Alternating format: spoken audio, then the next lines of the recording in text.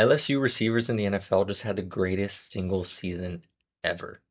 They combined for 6,443 receiving yards and 48 receiving touchdowns, breaking the previous record of 5,798 yards that was set by Miami receivers in 1995, which included Michael Irvin, Brett Perriman, Brian Blades, and others. They also broke their own record of 38 receiving touchdowns that was set back in the 2021 NFL season. If you're new here, I'm Deeg. I track NFL and NBA production data for all colleges and post weekly position rankings on my X page, where I've been recognized by pages like Alabama Football and USC Hoops. Please consider subscribing if you want more content like this. Without further ado, let's dive into this historic season by LSU wide receivers. This record-breaking season all started with Ja'Marr Chase's Triple Crown, leading the NFL in receiving yards with 1,708, receiving touchdowns with 17, and receptions with 127. And LSU just so happened to also have the second leading receiver in the league in Justin Jefferson, who racked up 1,533 receiving yards and 10 touchdowns himself. But having just the top two receivers in the NFL wasn't enough to break the record. That would only get them about halfway there. LSU then added two rookies in the first round this year, Brian Thomas Jr. in Jacksonville and Malik Nabers in New York. They both had amazing rookie years, both eclipsing the 1,000-yard mark and combining for another 17 touchdowns. Oh yeah, and Brian Thomas Jr. also happened to be the third in the league in receiving, leaving LSU with the top three all to themselves. These four alone broke the touchdown record and were just shy of the yardage record. But don't worry, we aren't quite done yet. Kayshon Boutte finally starts breaking out towards the end of the season, adding another 589 yards and 3 touchdowns.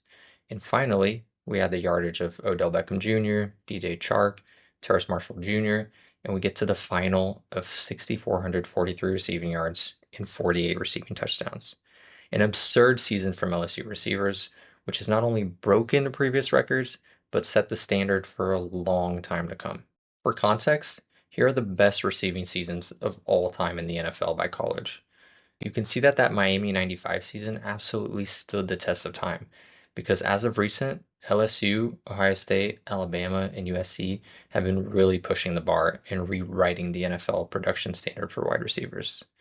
The talent pool of wide receivers in the past 10 to 15 years was about as concentrated in a few schools as we've seen in a long time. But now, let's take a bit of a step back.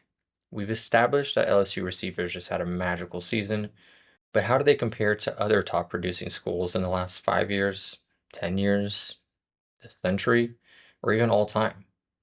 Let's dive a little bit deeper.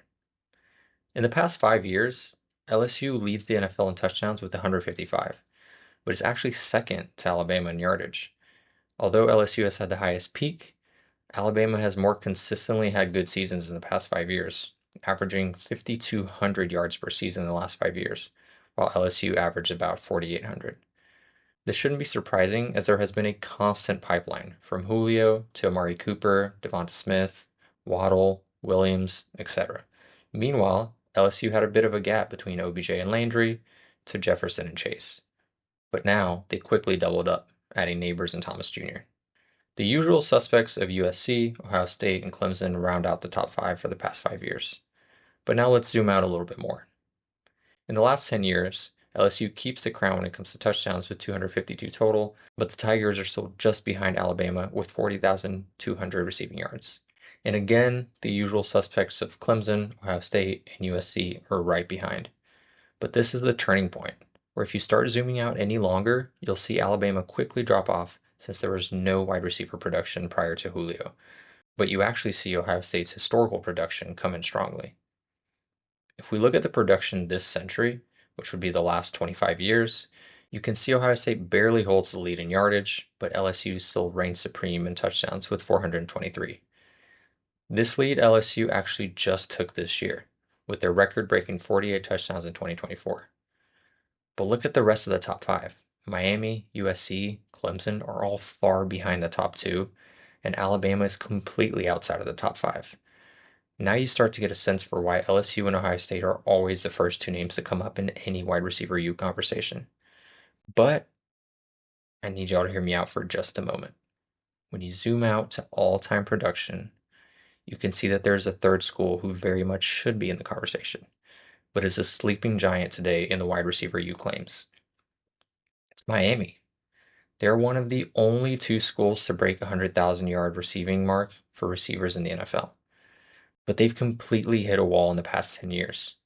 LSU has been catching up fast and should be taking number 2 all-time slot from them next year. Bottom line here is LSU receivers have absolutely redefined the peak production in the NFL. But from an all-time perspective, Ohio State has produced receivers more consistently. But what do you guys think? Will LSU eventually catch up to Ohio State's totals? Should wide receiver U be claimed off of peak performance, recent performance, or all-time production? Let me know your thoughts in the comments and let's discuss. I appreciate y'all watching, and I'll catch you on the next one.